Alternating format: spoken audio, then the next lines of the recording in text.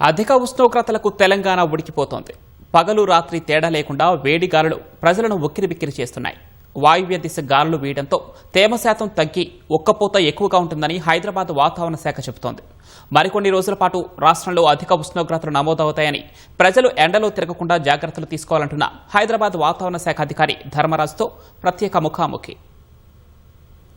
రాష్ట్రంలో మునుపెన్నడూ లేని విధంగా అధిక ఉష్ణోగ్రతలు నమోదవుతున్నాయి. ఈ నేపథ్యంలో వేడి గాలులు కూడా రాష్ట్రంలో అనేక జిల్లాల్లో వీస్తున్నాయి. ప్రజలు కూడా విలవిల్లాడిపోతున్నారు. అయితే ఇదే అంశంపై మనతో మాట్లాడేందుకు వాతావరణ శాఖ అధికారి ధర్మరాజ్ సార్ ఉన్నారు. మరిన్ని విషయాలను ఆయన మాటలోనే అడిగి తెలుసుకుందాం. సార్, ఉష్ణోగ్రతలు అధికంగా గతంతో పోల్చుకుంటే ఎక్కువ ఎందుకు సార్ నమోదవుతున్నాయి? ఈ ఉష్ణోగ్రతలు అధికంగా నమోదవడంతో జిల్లాల్లో ఆ ప్రభావం ఎలా ఉంది సార్? ముఖ్యంగా రాష్ట్రంలో కనుక చూసుకున్నట్లయితే సర్వసాధారణంగా మే నెల అనగానే మనకి ఎక్కువగా ఎండవేడి వాతావరణంతో పాటు వడగాల్పుల తీవ్రత, అలాగే చూసుకున్నట్లయితే ఉక్కబోత అనేది సర్వసాధారణంగా కనిపిస్తూ ఉంటుంది. గత సంవత్సరంతో పోలిస్తే ఈ సంవత్సరం కొంచెం అధికంగానే ఈ యొక్క ఉష్ణ తీవ్రత అనేది కనిపిస్తుంది. ఒక విధంగా ప్రతి సంవత్సరానికి కూడా ఈ ఒక వ్యత్యాసం అనేది కూడా స్పష్టంగా కనిపిస్తున్నప్పటికీ కూడా స్థానిక వాతావరణ పరిస్థితులు, అలాగే చూసుకున్నట్లయితే దిగువ స్థాయిలో వీచేటువంటి గాలులు అనేవి కూడా ఒక ప్రామాణిక అంశంగా మనం తీసుకున్నట్లయితే గత కొద్ది రోజులుగా కూడా ఎక్కువగా మనకి వాయువ్య దిశ గాలులు అనేవి రాష్ట్రం మీద వీచడం, అలాగే చూసుకున్నట్లయితే ఒక విధంగా రాష్ట్రం మీద దిగువ స్థాయిలో వీచేటువంటి వాయువ్య గాలులు అనేవి ఒక విధంగా తేమ శాతం కూడా తగ్గి ఉండడం వల్ల ఇట్లాంటి ఎండవేడి వాతావరణంతో పాటు ఉక్కబోత, అలాగే చూసుకున్నట్లయితే ఉత్తర తెలంగాణ జిల్లాల్లోనూ, అలాగే చూసుకున్నట్లయితే ఇటు తూర్పు భాగాల్లో ఉన్నటువంటి భద్రాద్రి కొత్తగూడెం, ఖమ్మం, సూర్యాపేట్, ఇంకా చూసుకున్నట్లయితే ఇటు నల్గొండ, ములుగు ఈ యొక్క జిల్లాల్లో ఎండవేడి వాతావరణం కూడా క్రమేపీ పెరుగుతుంది. ఇటు మన తెలంగాణ రాష్ట్రంలోనే కాకుండా సకానికి భారతదేశం అంతా కూడా ఈ యొక్క గత 2-3-4 రోజుల నుంచి కూడా ఎండవేడి వాతావరణంలోనే ఉందని కూడా స్పష్టంగా మనకి కనిపిస్తున్నాయి.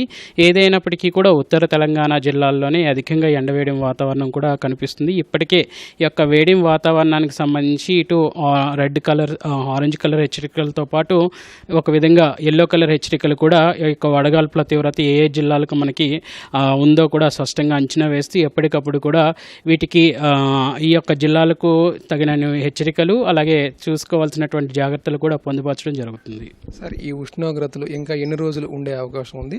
ఉపాధికి వెళ్ళే కూలీలు కావచ్చు, వృద్ధులు, చిన్నారులు కావచ్చు, గర్భిణీలు కావచ్చు, ఏ సమయంలో ఎలాంటి జాగ్రత్తలు పాటించాలి సార్ ఈ వేసవి కాలంలో? ఇక వేడి వాతావరణం అనేది సుమారు ఈ రోజు రేపు కూడా కొనసాగే అవకాశాలు కూడా కనిపిస్తున్నాయి.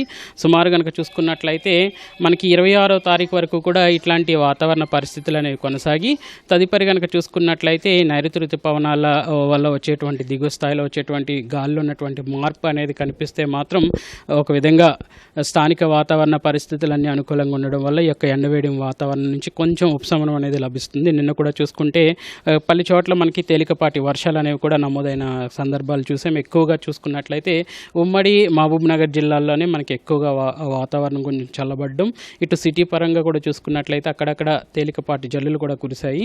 ఏదైనప్పటికీ కూడా రానున్న 2-3 రోజులు కూడా ఎండవేడి వాతావరణం అనేది కొనసాగుతున్న నేపథ్యంలో ఎక్కువగా ఇటు వృద్ధులు కానీ, పిల్లలు కానీ, ఇంకా గర్భిణీ స్త్రీలు కానీ ఎక్కువగా తీసుకోవాల్సిన జాగ్రత్తలు ఏంటంటే, ఎండవేడి వాతావరణం అధికంగా ఉన్నప్పుడు మాత్రం ఒక విధంగా షెల్టరీలో, అంటే ఒక విధంగా నీడను కూర్చోవడం, అలాగే శరీరానికి తగినంత మోతాదులో మాత్రం ఎప్పటికప్పుడు మంచినీరు అనేది కానీ, బార్లీ కానీ, ఇంకా మజ్జిగ కానీ, వీలైతే ఎలక్ట్రోల్ పౌడర్స్ కూడా తీసుకోవడం వల్ల ఒక విధంగా శరీరం అనేది డిహైడ్రేట్ కాకుండా ఎండవేడి వాతావరణం తట్టుకుంటూ, అలాగే ఒక విధంగా వడగాల్పుల తీవ్రత అధికంగా ఉన్న సమయంలో మాత్రం ఎక్కువగా ఈ యొక్క ఎండ తీవ్రతకు మనం బయట తిరగకుండా ఒక విధంగా నీడను ఉండడం వల్ల ఈ యొక్క వీటి అంశాలు ఏవైతే ఉష్ణ తీవ్రత కొనసాగుతుందో వీటి నుంచి స్వల్ప ఉపశమనం లభించినప్పటికీ కూడా వేడి వాతావరణం వల్ల అనారోగ్యం పాలయ్యే అవకాశాలు తక్కువగా ఉంటాయి.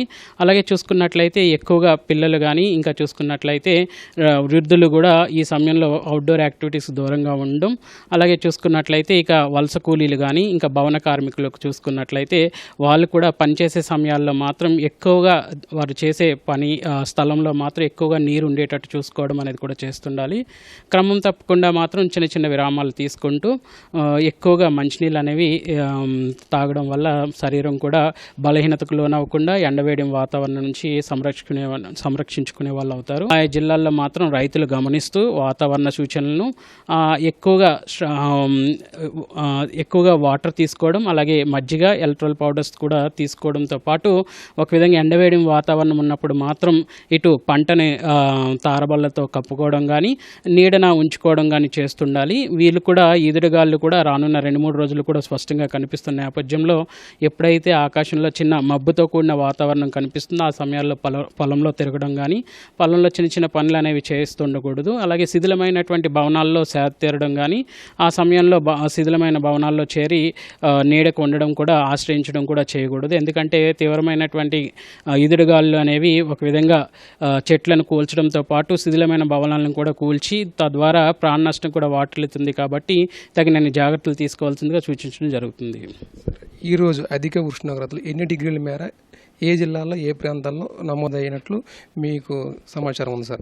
ఒక విధంగా చూసుకున్నట్లయితే అంచనా ప్రకారం గత 2 రోజుల నుంచి కూడా ఎక్కువగా ఆదిలాబాద్ జిల్లాలతో పాటు ఖమ్మంలో కూడా మనకి సుమారు 45 డిగ్రీల వరకు కూడా ఉష్ణ తీవ్రత కొనసాగడం, ఇక్కడ చూసుకున్నట్లయితే వడగాల్పుల తీవ్రత కూడా చాలా ఎక్కువగా కొనసాగింది. ఇటు ఆదిలాబాద్తో పాటు ఖమ్మం జిల్లా కూడా పోటీపడిగా ఒక విధంగా 45 డిగ్రీల వరకు కూడా ఉష్ణ తీవ్రత అనేది కొనసాగుతుంది.